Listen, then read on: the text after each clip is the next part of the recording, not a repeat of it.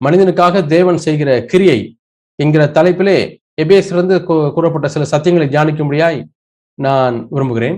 அது நம்முடைய ஆவிக்குரிய வாழ்க்கைக்கு பிரயோஜனமா இருக்கும் என்று நான் நம்புகிறேன். ஆகவே நாம் வேத வசனத்திலே நாம் பலமான ஆகாரத்தையும் நாம் புசிக்க வேண்டும். விதவிதமான ஆகாரத்தை நாம் நம்முடைய பிள்ளைகளுக்கு கொடுக்கிறோம். புரோட்டீன், ஃபேட், கார்போஹைட்ரேட் என்றதான ஃபைபர், பல விதமான ஆகாரங்களையும் உட்கொள்ளும் பொழுதுதான் ஒரு முழு சரீர வளர்ச்சி அடைகிறது. அதே போல தேவனுடைய வார்த்தையிலையும் நாம் பலவிதமான போதனைகளையும் சத்தியங்களையும் தேவன் வைத்திருக்கிறார். அதை நாம் உட்கொள்வது நமக்கு அதிக பிரயோஜனமாக இருக்கும். இந்த வேளையிலும் கூட மனிதனுக்காக தேவன் செய்கிற கிரியைகள் என்பதை குறித்து நாம் தியானிக்க இருக்கிறோம். எபேசியர் நிருபத்திலிருந்து நாம் எபேசியர் நிருபத்திலே முதலாவது வாசிக்கிறது 1ஆம் அதிகாரம் 4ஆம் வசனத்திலே நாம் பார்க்கிறோம். அவர் உலக தோற்றத்துக்கு முன்பதாகவே நம்மை அன்பிலே பரிசுத்தமுள்ளவர்களும் குற்றமற்றவர்களுமாய் இருப்பதற்காக அவர் தெரிந்து கொண்டார். சோசன், ஆண்டவர் நம்மை தெரிந்து கொண்டார். அந்த தெரிந்து கொள்ளுதலை குறித்து நாம் பல நிருபங்களிலே நாம் வாசிக்கிறோம். உதாரணமாக 1 கொரிந்தியர் 1ஆம் அதிகாரம் 27-30 வசனங்கள் வரை 1 கொரிந்தியர் 1ஆம் அதிகாரத்திலே நாம் வாசிக்கிறோம். ஆண்டவர் எந்த விதத்திலே தெரிந்து கொள்கிறார்? ஒரு கம்பெனியிலே உங்களை ஆட்களை தெரிந்து கொள்ள வேண்டும் என்று சொன்னால் அவர்கள் முதலாவதாக மார்க் படியும் எந்த யூனிவர்சிட்டியிலே படித்தார்கள் என்பதன் அடிப்படையிலேயும் அவருடைய பின்னணியிலிருந்து குடும்ப பின்னணி போன்ற பல காரியங்களை வைத்து அவர்கள் மார்க் போட்டு தேர்ந்தெடுக்கிறார்கள்.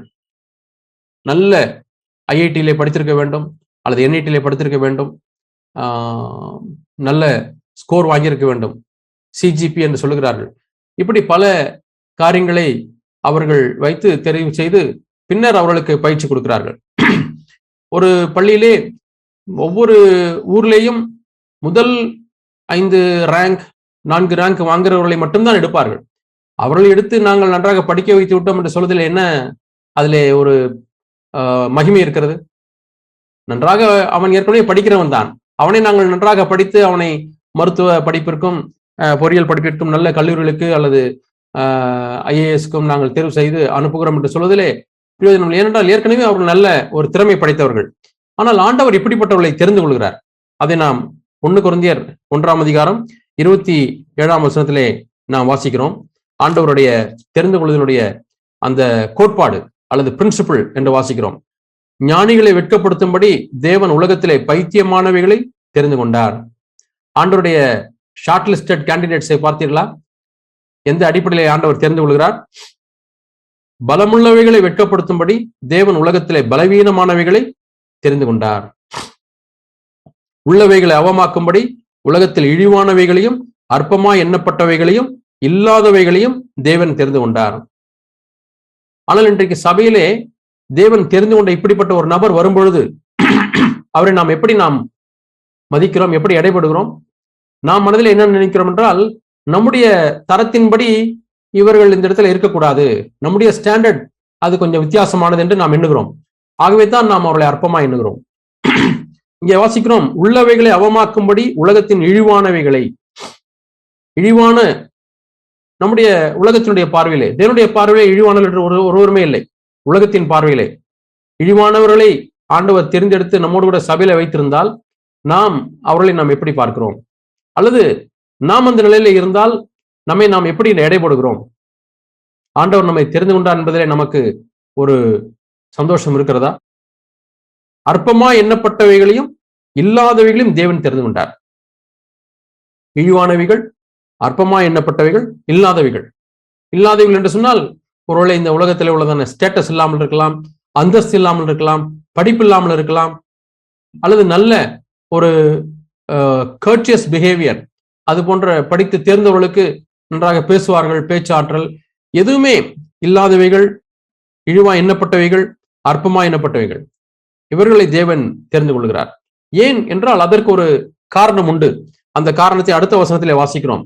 மாம்சமான எவனும் தேவனுக்கு முன்பாக பெருமை பாராட்டாதபடிக்கு அப்படி செய்தார். இப்பொழுது தேவன் உள்ளவைகளை தெரிந்து கொண்டார் என்று வைத்துக் கொள்வோம். இழிவானவைகள் அல்ல மேலானவர்களை தெரிந்து கொண்டார் என்று வைத்துக் கொள்வோம். அற்பமாய் அல்ல மேன்மையா எண்ணப்பட்டவர்களை தெரிந்து கொண்டார் என்று வைத்துக் கொள்வோம். இல்லாதவர்களை அல்ல, உள்ளவர்களை. ஒருவேளை பில்லியன் டாலர் சொத்து உள்ளவர்கள் அல்லது ட்ரில்லியன் டாலர் சொத்துள்ளவர்கள் எவ்வளவு பேர் இருக்கிறார்கள், அல்லது கோடீஸ்வரர்கள், இவர்கள் தான் உள்ளவர்கள் அல்லது சொத்து சுகம் உள்ளவர்கள். இப்படிப்பட்டவர்களை தேவன் தெரிந்து கொண்டார் என்று சொன்னால் அவர்கள் பரலோகத்திலே போய் ஒரு கலக்கி விட்டு வந்து விடுவார்கள். எப்படி? தங்கள் பெருமையினாலே. நாங்கள் இவ்வளவு அந்தஸ்து உள்ளவர்களாக இருந்தபடினாலே தான் தேவங்களை தெரிந்து கொண்டார். நாங்கள் அப்படி மேன்மையா எண்ணப்பட்டவர்களாலே தான் தேவன் நம்மை தெரிந்து கொண்டார். எங்களுடைய கல்லூரியில வந்து கேட்டு பாருங்கள், என்னுடைய வேலை ஸ்தலத்திலே வந்து கேட்டு பாருங்கள், எங்கள் ஊரிலே வந்து கேட்டு பாருங்கள், நாங்கள் சாதாரணமானவர்களா? இல்லவே இல்லை என்று அவர்கள் மேன்மை பாராட்டுவார்கள். ஆகவேதான் 29ஆம் வசனத்திலே வாசிக்கிறோம், மாம்சமான ஏவனும் தேவனுக்கு முன்பாக பெருமை பாராட்டாதபடிக்கு அப்படி செய்தார். ஆகவே தேவன் ஒன்றை நிச்சயப்படுத்திக் கொள்ள விரும்புகிறார், தம்முடைய ராஜ்யத்திலே பெருமை பாராட்டக்கூடிய ஒருவன் கூட இருக்கக்கூடாது. ஆகவே அதெல்லாம் அவர் கழித்து கட்டுகிறார். யாரெல்லாம் உள்ளவைகளிலே மேன்மை பாராட்டுகிறார்கள், பல காரியங்கள், உலகத்தின் காரியங்களை மேன்மை பாராட்டுகிறார்கள், தங்களுடைய அழகிலே, தங்களுடைய அறிவிலே, தங்களுடைய புத்திசாலித்தனத்திலே, தங்களுடைய மிடுக்கிலே, அப்படி எல்லாம் மேன்மை பாராட்டி கொண்டிருந்தால் ஆண்டவர் அவள் எங்கேயே இந்த பூமியிலேயே அவர்கள் ஒதுக்கி வைத்து விடுகிறார். ஏனென்றால் தேவனுக்கு பெருமை பாராட்டுகிறவர்கள் யாருமே தேவையே இல்லை. பெருமை உள்ளவர்களுக்கு தேவன் எதிர்த்து நிற்கிறார். அவர்களை எப்படி தேவன் தெரிந்து கொள்வார்? தாழ்மையுள்ளவர்களுக்கோ தேவன் கிருபை அளிக்கிறார். ஆகவே நாம் கீழே வாசிக்கிறோம், அந்தபடி நீங்கள் அவராலே கிறிஸ்து இயேசுவுக்குட்பட்டிருக்கிறீர்கள், எழுதியிருக்கிறபடி மேன்மை பாராட்டுகிறவன் கர்த்தரை குறித்தே மேன்மை பாராட்டத்தக்கதாக. ஆகவே நாம் இதனுடைய ராஜ்யத்தில் நாம் இருக்கிறோம் என்றால், இந்த சபையில நாம் அங்கத்தினர்களா இருக்கிறோம் என்றால், நாம் ஒரே ஒரு காரியத்தை குறித்து மட்டுமே மேன்மை பாராட்ட முடியும், கர்த்தரை குறித்தே மேன்மை பாராட்டத்தக்கதாக. சில பேர் தங்களுடைய ஊரிலே மேன்மை பாராட்டுவார்கள், தங்களுடைய ஜாதியிலே மேன்மை பாராட்டுவார்கள், தங்களுடைய கோத்திரத்திலே மேன்மை பாராட்டுவார்கள், நாங்கள் எந்த மாநிலத்தை சேர்ந்தோம் என்பதிலே மேன்மை பாராட்டுவார்கள். அந்த காரியம் ஒன்றும் நம்முடைய வாழ்க்கையில் இருக்கக்கூடாது பிரியமானவர்களே. ஏனென்றால் அது இருந்தால் நாம் மேன்மை பாராட்டுகளாக இருப்போம். ஆனால் இங்கே வாசிக்கிறோம், மாம்சமான எவனும் தேவனுக்கு முன்பாக மேன்மை பாராட்டாதபடிக்கு, பெருமை பாராட்டாதபடிக்கு அப்படி செய்தார். வல்லவர்கள் அநேகர் இல்லை என்று வாசிக்கிறோம். வல்லவர்கள் அநேகர் இல்லை, ஞானிகள் அநேகர் இல்லை. இருக்கிறார்கள், ஒரு சிலரை தேவன் சாம்பிளா வைத்திருக்கிறார். எதற்காக? ஞானிகளா இருந்தாலும் தாழ்மையா இருக்க முடியும், உள்ளவர்களா இருந்தாலும் தாழ்மையா இருக்க முடியும். வேதத்தில் எப்படிப்பட்டவர்களை பார்க்கிறோம்.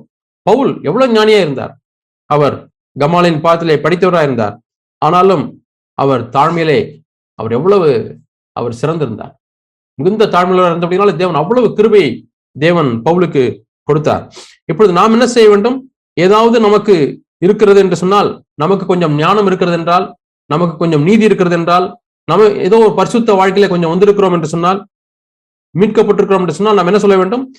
31ஆம் வசனத்திலே வாசிக்கிறோம், அவரே தேவனால் நமக்கு ஞானமும் நீதியும் பரிசுத்தமும் மீட்புமானார். என்னுடைய ஞானம் தேவனாலே தான். தேவன் இல்லாமல் எனக்கு ஒரு ஞானமும் இல்லை, தேவன் இல்லாமல் எனக்கு ஒரு நீதியும் இல்லை. என்னுடைய நீதி எல்லாம் அழுக்கான கந்தையை போல இருக்கிறது. தேவனே எனக்கு ஞானம், நீதி, பரிசுத்தம், மீட்பு. ஆகவே இந்த தேவனுடைய பிரின்சிபிள் ஆஃப் செலக்ஷன், அதை நாம் ஒரு காலம் மறந்து விடக்கூடாது.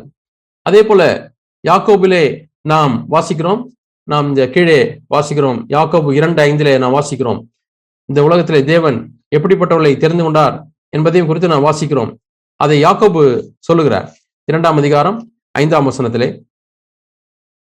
என் பிரியமான சகோதரரை கேளுங்கள், தேவன் இவ்வுலகத்தின் தரித்திரரை விசுவாசத்தில் ஐஸ்வர்யவான்களாகவும் தம்மிடத்தில் அன்பு கூறுகிறவர்களுக்கு தாம் வாக்குத்தத்தம் பண்ணின ராஜ்யத்தை சுதந்திரிக்கிறவர்களாகவும் தெரிந்து கொள்ளவில்லையா? இந்த வசனத்தை ஏன் சொல்லுகிறார் என்றால், தரித்திரரை அவர்கள் அற்பமாய் இந்த சபையில் எண்ணினார்கள். மினுக்கான வஸ்திரம், பொன் மோதிரம் போட்ட வந்தவர்களை வாருங்கள் இங்கே உட்காருங்கள் என்று சொல்வார்கள். கொஞ்சம் ஏழையா இருக்கிறவர்களை கொஞ்சம் தள்ளி நில்லுங்கள் என்று சொல்வார்கள். அவர்கள் பயந்து கொண்டே இருப்பார்கள். அப்படிப்பட்ட ஒரு வித்தியாசம் தேவனுடைய பிள்ளைகளுக்குள்ள இருக்கக்கூடாது என்பதிலே யாக்கோபு மிகவும் அவர் வைராக்கியமாய் இருந்தார். ஆகவே தான் இந்த 2ஆம் அதிகாரத்திலே அதிகமாய் அவர்களை குறித்து பேசுகிறார். பட்சபாதமே இருக்கக்கூடாது. ஏனென்றால் நாம் வேறு ஒரு உலகத்தை சேர்ந்தவர்கள், இந்த உலகத்தில் உள்ளவர்கள் அல்ல. இந்த உலகத்தில் உள்ள மதிப்பீடுகள் நம்முடைய மதிப்பீடுகளா இருக்கக்கூடாது. ரோமர் 8ஆம் அதிகாரத்திலே நாம் வாசிக்கிறோம், அங்கேயும் தெரிந்து கொள்ளுதலை குறித்து அவர் சொல்லுகிறார். ரோமர் 8ஆம் அதிகாரத்திலே நாம் வாசிக்கிறோம் 28ஆம் வசனத்திலிருந்து 33ஆம் வசனம் வரை. அங்கே நாம் வாசிக்கிறோம் 28ஆம் வசனத்திலே, அன்றியும் அவருடைய தீர்மானத்தின்படி அழைக்கப்பட்டவர்களாய் தேவனிடத்தில் அன்பு கூறுவர்களுக்கு சகலமும் நன்மைக்கு ஏதுவாக நடக்கிறது என்று அறிந்திருக்கிறோம். தீர்மானத்தின்படி அழைக்கப்பட்டவர்கள். கீழே வாசிக்கிறோம், எதற்காக அவர் அழைத்தார், எதற்காக தெரிந்து கொண்டார்? தம்முடைய குமாரன் அநேக சகோதரர்களுக்குள்ளே முதற் பேரானவராய் இருக்கும் பொருட்டு என்று சொன்னால், இயேசு எல்லாருக்கும் அண்ணனாய் இருக்க வேண்டும். நாம் எல்லாரும் அவருக்கு தம்பியும் தங்கைகளும். அவர்தான் நம்முடைய மூத்த சகோதரர். அதன் முதற் பேரானவராய் இருக்கும் பொருட்டு. யோவான் 3ஆம் அதிகாரம் 16ஆம் வசனத்திலே வாசிக்கிறோம், தேவன் தம்முடைய ஒரே பேரான குமாரனை விசுவாசிக்கிறவன் எவனோ அவன் கெட்டு போகாமல் நித்திய ஜீவனை அடையும்படிக்கு அவரை தந்தருளி இவ்வளவாய் உலகத்திலே இந்தளவாய் உலகத்தில் அன்பு கூர்ந்தார். அங்கே ஒரே பேரான குமாரன் என்று இயேசுக்கு பெயர். ஆனால் இயேசு கிறிஸ்து உயிர்த்தெழுந்த பிறகு நாம் என்ன வாசிக்கிறோம்? அவர் ஒரே பேரான குமாரன் இல்ல, முதற் பேரான குமாரன் என்று சொன்னால், அநேக பிள்ளைகள் இருக்கிறார்கள், அதிலே முதல் பிள்ளை, என்னுடைய first son. He is not only begotten son. ஏனென்று சொன்னால், இப்பொழுது நாமெல்லாம் அதே ஆவிலே பிறந்து விட்டோம். மறுபடியும் பிறக்கிற ஒவ்வொருவரும் அந்த ஆவிலே நாம் பிறந்து விட்டோம். அதைத்தான் நாம் யோவானிலே வாசிக்கிறோம். யோவானின் சுவிசேஷம் 1ஆம் அதிகாரத்திலே நாம் ஆவியிலே பிறப்பதை குறித்து அவர் அங்கே சொல்லியிருக்கிறார்.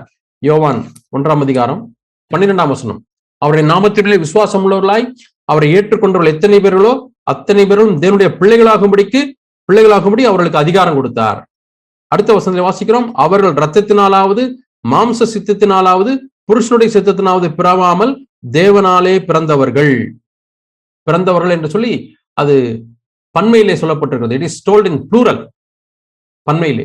அந்த வசனத்துக்குள்ளே நாம் எல்லாரும் இருக்கிறோம். யாரெல்லாம் மறுபடியும் பிறந்திருக்கிறீர்களோ எல்லாரும் இந்த வசனத்துக்குள்ளே இருக்கிறோம். நாம் ரத்தத்தினாலாவது மாம்ச சித்தத்தினாலாவது புருஷனுடைய சித்தத்தினால் நாம் பிறக்கவில்லை, தேவனாலே நாம் பிறந்திருக்கிறோம். ஆகவே இயேசு கிறிஸ்து நமக்கு மூத்த சகோதரராக இருக்கிறார். ஆகவே நாம் எல்லாரும் அதைத்தான் ரோமர் 8ஆம் அதிகாரத்தில் வாசிக்கிறோம், அவர் முதற் பேரானவராய் இருக்கும் பொருட்டு. நாம் எல்லாருக்கும் அவர் முதற் பேரானவராய் இருக்கும் பொருட்டு, அதாவது மனிதனாய் இருக்கக்கூடிய இயேசு கிறிஸ்து. தேவன் எவர்களை முன்னறிந்தாரோ அவர்களை தம்முடைய குமாரனுடைய சாயலுக்கு ஒப்பாய் இருப்பதற்கு முன் குறித்திருக்கிறார். இங்கே கேட்கலாம், முதற் பேரானவராய் இருக்கும் பொருட்டு என்பதற்கும் குமாரனுடைய சாயலுக்கும் என்ன ஒரு சம்பந்தம் இருக்கிறது என்று கேட்கலாம். ஒருவேளை ஒரு பெரிய பணக்காரர் இருக்கிறார், அவருடைய வீட்டிலே ஒரே ஒரு மகன் இருக்கிறான். அதற்கு பிறகு அவர்களுக்கு பிள்ளையை பிறப்பதற்கு வாய்ப்பில்லை. ஆனால் அவருக்கு அநேக பிள்ளைகள் வீட்டில் இருக்க வேண்டும் என்று ஒரு பெரிய வாஞ்சை, அவருக்கும் அவருடைய துணையாருக்கும் என்று வைத்துக் கொள்வோம். அநேக பிள்ளைகள் அவருக்கு இருக்க வேண்டும். வருவர்கள் எல்லாரும், ஓ உங்களுக்கு இத்தனை பிள்ளைகளா என்று சொல்ல வேண்டும் என்று பயங்கர ஆசை. ஆகவே அவர் என்ன சொல்லுகிறார்? அவர் ட்ரெயினில் புறப்பட்டு போகிறார் அல்லது வண்டியில புறப்பட்டு போகிறார், வீட்டிலே மனைவிடத்தில் சொல்லிக் கொண்டு போகிறார், குறைந்தது ஒரு 5-6 பிள்ளைகளையாவது நான் தத்தெடுத்து கொண்டு வருகிறேன் என்று சொல்லி அவர் போகும்பொழுதெல்லாம், இவன் நம்முடைய மூத்த மகனை போல இருப்பானா? ஒரே பேரான குமாரன் தான், அப்பொழுது அவருக்கு ஒரே பையன் தான், மூத்த மகன் அல்ல, இவனை போல இருக்கிறானா என்று அவர் எல்லா இடங்களும் போய் பார்க்கிறார். பார்த்த உடனே, ஹோ அங்கே ஒருவன் என்னுடைய மகனை போலவே இருக்கிறானே என்று சொல்லி அவனை பிடித்துக் கொள்கிறார். அவனை பிடித்து பொருளை அனாதை இல்லத்திலே போய் அவர் தேடுகிறார். நீ என்னுடைய மகனாய் இன்று முதல் வா என்று சொல்லி அவனை சேர்த்துக் கொள்கிறார். அங்கே போய் அங்கே பர்மிஷன் எல்லாம் வாங்கி கொள்கிறார். அடுத்து அப்படியே இன்னொரு அனாதை இல்லத்துக்கு போகிறார், இன்னும் பல இடங்களுக்கு போகிறார், விளையாடக்கூடிய மைதானத்திலே போகிறார். ஓ இங்கே ஒரு பையன் இருக்கிறான், என்னுடைய மகனை போலவே இருக்கிறான், அவனுடைய மகனுடைய தம்பி என்று சொன்னால் எல்லாரும் நம்புவார்கள் சொல்லி அதே சாயல்ல இருக்கிற ஒவ்வொருவரையாய் தேடி தேடி தேடி தேடி ஒரு கஷ்டப்பட்டு ஒரு மாதம் பிரயாணம் செய்து ஒரு 5 அல்லது 6 பிள்ளைகளை கூட்டிக் கொண்டு வீட்டுக்கு வருகிறார். மனைவிக்கும் பயங்கர சந்தோஷம். ஆமாங்க, எல்லா பிள்ளைகளும் நம்ம மகனை போலவே இருக்காங்களே, சாயல். அப்பொழுதுதான் பார்க்கிறோம், பரவாயில்லையே 5 பிள்ளைங்க உங்க வீட்டுல, ரொம்ப சந்தோஷம் என்று கேட்பார்கள். சிலர் வீட்டுக்கு போனால் அவர்கள் தத்தெடுத்து இருந்திருப்பார்கள், ஆனால் நமக்கு தெரியாது, அடையாளம் கண்டுபிடிக்க முடியாது. ஏனென்றால் அந்த சாயலை போல அவர்கள் சூஸ் பண்ணியிருந்திருப்பார்கள். அல்லது ஒருவேளை தேவன் அவர்களுக்கு இறக்கமா இருந்து அப்படிப்பட்ட ஒரு சாயலுள்ள பிள்ளையை தேவன் கொடுத்திருக்கலாம். ஆகவே தான் இங்கே முதற் பேரானவா இருக்கும் பொருட்டு, என்னால் அநேக தம்பிகள் தங்கைகள் இருக்கும் பொருட்டு அநேகரை தேவன் தெரிந்து கொள்கிறார். இப்பொழுது ஆண்டவர் தெரிந்து கொள்வதற்கும் அந்த பணக்காரர் தெரிந்து கொள்வதற்கும் வித்தியாசம் உண்டு. அந்த பணக்காரர் சாயலை போல மாறினவர்களை தான் தெரிந்து கொள்கிறார். ஆனால் இயேசு கிறிஸ்து அப்படி அல்ல. அற்பமா எண்ணப்பட்டவர்கள், இழிவானவர்கள், அப்படிப்பட்டவர்களை தேவன் தெரிந்து கொண்டு தம்முடைய குமாரனுடைய சாயலை போல மாற்றுகிறார். அந்த ப்ராசஸ்ல தான் நம்ம எல்லாருமே இருக்கிறோம். அந்த வேலையில் தான் நம்ம எல்லாருமே இருக்கிறோம். எப்பொழுது ஏன் இந்த கூட்டத்தில் நீங்கள் எல்லாம் தேவனுடைய வார்த்தையை கேட்கிறீர்கள்? அந்த சாயலுக்கு ஒப்பாய் மாறுவதற்கு. அண்ணன் அங்க போயிட்டாரு, நான் அவன் அண்ணனுக்கு தம்பியை போல நான் இருக்கணும், தங்கையை போல இருக்கணும். அங்க பரலோகத்தில் இருக்கக்கூடிய தூதரெல்லாம் பார்த்தா, பரவாயில்லையே இயேசு கிறிஸ்து இந்த பூமியில போய் நல்லா செலக்ட் பண்ணிட்டு வந்திருக்காரு. அவருடைய செலக்ஷனை பீட் பண்ணவே முடியாது. சில மாப்பிள்ள இருப்பாங்க, பெண் செலக்ஷன்ல அவ்வளவு கில்லாடியா இருப்பாங்க. இவர்களை போல ஒரு பெண்ணை செலக்ட் பண்ணவே முடியாது. பரவாயில்லையே, நம்ம குடும்பத்துல இருக்கிற ஒரு மகளை போலவே நீ தேர்ந்தெடுத்து விட்டாய் என்று சொல்லி அப்பா அம்மா எல்லாம் பெருமைப்பட்டுக் கொள்வார்கள். அதுபோல ஆண்டவராக இயேசு கிறிஸ்து இந்த பூமியிலே வந்து அவராக தனியாக செய்ய முடியவில்லை. ஆகவே தான் அவர் சொன்னார், எனக்கு இந்த வேலையில கொஞ்சம் அவ்வளவாய் செய்ய முடியாது, ஆனால் அதிலே கை தேர்ந்தவர் இருக்கிறார், அவரை போய் அனுப்புறோன்னு சொல்லிட்டு அவர் பரலோகத்துக்கு போய் பரிசுத்த ஆவியானவரை இந்த பூமிக்கு அனுப்பி இருக்கிறார். பரிசுத்த ஆவியானவர் அப்படிப்பட்டவர்கள் எல்லாம் அவர் அங்கே அவர் தேர்ந்தெடுக்கிறார். ஆகவேதான் தெரிந்து கொள்ளுதல். இன்றைக்கு இந்த ப்ரீ டெஸ்டினேஷன், முன்குறித்தலை குறித்து பலவிதமான உபதேசங்கள் இருக்கிறது. 2 விதமான உபதேச கருத்துக்கள், ஆர்மீனியன், கால்வினிசம் என்றதான காரியங்கள் இருக்குது. அதை குறித்து நாம் உள்ளே போக தேவையில்லை. நான் இப்படித்தான் நான் கற்பனை செய்து பார்க்கிறேன். ஒரு ட்ரெயின் இருக்கிறது, அந்த ட்ரெயின்ல வந்து ஒரு ஸ்டேஷன்ல நின்று புறப்பட போகிறது. அங்கிருந்து அழைப்பு வருகிறது, எல்லாரும் வாருங்கள் ட்ரெயின்ல ஏறிக்கொள்ளுங்கள் என்று சொல்லி. எல்லாரும் வருவதில்லை. நல்ல இடத்திற்கு போகிறது இந்த ட்ரெயின். அந்த இடத்திற்கு போவதற்கெல்லாம் நீங்கள் கொடுத்து வைத்துள்ளா இருக்க வேண்டும், ஏறிக்கொள்ளுங்கள் என்று சொல்லுகிறார் அங்க உள்ள டிடி. ஆனால் அந்த ட்ரெயின்ல ஒருவேளை 200 சீட் இருக்கிறது சொன்னால் ஒரு 25 பேர் 30 பேர் மட்டும் உள்ளே போய் ஏறுகிறார். உள்ளே போய் ஏறி உட்கார்ந்து விட்டார்கள். இப்பொழுது அந்த டிடி அவருடைய பேடை எடுத்துக்கொண்டு அவர் செக் பண்ணுகிறார், யாரெல்லாம் வந்திருக்காங்க பார்த்தா நம்முடைய பேர் அதுல இருக்கு. நம்ம போய் 4வது சீட்ல உட்காந்துருக்கோம். 4வது சீட்ல பிரதர் ஸ்ரீஹாஸ் டிக் பண்ணுகிறார். அதான் முன்குறித்தல். எப்படி நான் வருவேன்னு தெரிஞ்சுச்சுன்னா அதான் ஆண்டவர், அவருக்கு முன்பே தெரியும் யாரெல்லாம் ஒரு அழைப்பு கிளிக் பண்ணி உள்ளே ஏறுவாள் என்று தெரியும். அவருடைய பேரை ஏற்கனவே அவர் டைப் பண்ணி எல்லாம் ரெடியாக வைத்திருக்கிறார். அவர்களுக்கு வேண்டிய எல்லாவற்றையும், அவருக்கு எத்தனை சாப்பாடு வேணும், எவ்வளவு தண்ணி வேணும், எல்லாம் ரெடி பண்ணி வச்சிருக்கிறார். ஆண்டுடைய ஞானம், அதான் தெரிந்து கொள்ளுதல். ஆக இங்க ரோமர் 28ஆம் அதிகாரத்தில் நாம் வாசித்தோம், அவர் தீர்மானத்தின்படியாய் அழைக்கப்பட்டவர்கள். தீர்மானத்தின்படி என்று சொன்னால் பரிசுத்த ஆவியானவர், பிதாவாகிய தேவன், குமாரனாகிய இயேசு கிறிஸ்து, இவர்கள் தான் சேர்ந்து அங்கே கவுன்சில் என்று சொல்வார்கள். அவருடைய தீர்மானத்தின்படியாய், முன் ஆலோசனையின்படியே என்று நாம் வாசிக்கிறோம். முன் ஆலோசனையின்படியே என்று வாசிக்கிறோம். அது போன்ற ஒரு கவுன்சில், அந்த கவுன்சிலே அவர்கள் தீர்மானித்திருக்கிறார்கள் யாரையெல்லாம் தெரிந்து கொள்ள வேண்டும்.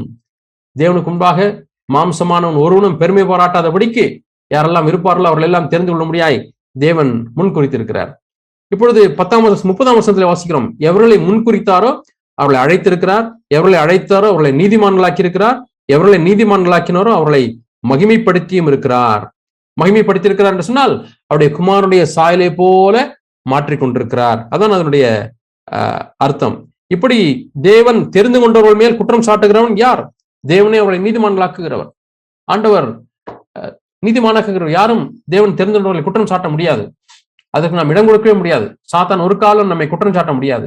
நான் தேவனால் தெரிந்து கொள்ளப்பட்டவன், நான் தேவனால் அழைக்கப்பட்டவன், தேவனால் நான் மீட்கப்பட்டவன் என்று சொல்லும் பொழுது சாத்தான் ஓடி போய் விடுவான். அவனுக்கு அங்கு இடமே இல்லை. ஆனால் அந்த சத்தியத்தை நாம் அறிந்து கொள்ளக்கூடாது என்பதிலே அவன் குறியுள்ளவனாய் இருக்கிறான். பிரியமானவர்களே, ஆகவே காட்ஸ் எலெக்ட், தேவனால் தெரிந்து கொண்டவர்கள். இங்கே பார்க்கிறோம், ஒரு லென்ஸை வைத்து அவர் பார்க்கிறது போல அவர் ஒரு டெலஸ்கோப், யாரெல்லாம் தேவனுடைய வார்த்தைக்கு கீழ்ப்படிவார்கள், யாரெல்லாம் தேவனுக்கு முன்பாக மேன்மை பாராட்டாதபடிக்கு அவர்கள் தாழ்மையா வருவார்கள் என்பதை அவர் முன் அறிந்து நம்மை முன்குறித்திருக்கிறார். ஆகவே நீங்களும் நானும் எவ்வளவு முக்கியமானவர்கள் தேவனுடைய ராஜ்யத்திலே. பிரியமானவர்களே, அந்த முக்கியம் நம்மாலே அல்ல, அது தேவனாலே. ஏனென்றால் நாம் மறந்து விடக்கூடாது. 1 கொரிந்தியர் 1ஆம் அதிகாரத்திலே கடைசி வசனத்தை வாசித்தது போல அவரே தேவனால் நமக்கு ஞானமும் நீதியும் பரிசுத்தமும் மீட்புமானார் என்று நாம் வாசிக்கிறோம்.